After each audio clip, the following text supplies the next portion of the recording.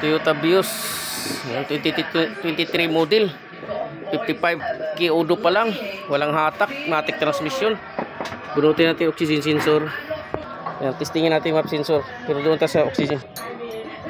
Yan, bubunutin lang oxygen sensor sa road test. Yan. Road test pa natin. Mainit kasi pag doon tayo sa labas mag ano. Dito pa lang bunutin na natin. Yan, okay.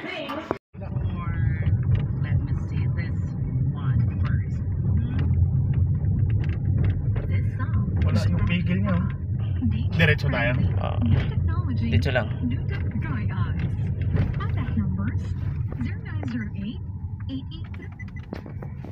Ayan, test tayo mga idol. Bunot ang oxygen sensor. Ayan. Eh, parang nakapatong pa lang yung pato. Ganda nga, normal eh. Saan tayo? Diretso? Dito lang. Tapos kakanan tayo. Yan. Tapos ibalik natin yung oxygen sensor. Tapos ako na mag-road test. Kasi ramdam, alam ko na yung hatak sa yan. Ibalik natin yung oxygen. Patay mo na. On. Ito.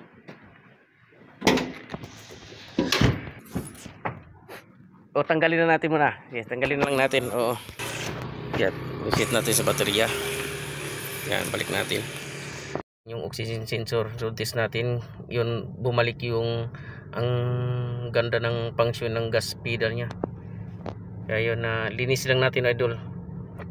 Pala. Yan idol, okay na mga idol. Tsaka ganda, pag pinitik mo siya, kita mo umaangat yung ramdaman mo pag pinitik mo yung gas, maangat siya, gumagalaw yung RPM niya. Ibig sabihin nagpapangsyon yung gas pedal at saka sa RPM. Kanina kahit anong pitik-pitik mo, nananakit na yung paa ko sa kakaapak sa gas, ayaw man lang umangat, bumababa pa. So, parang mabigat yung RPM niya. Ngayon nilinis natin idol, goods na. Bumalik na siya sa pag pinitik mo siya. Yung delay talaga, delay. Yan, okay na.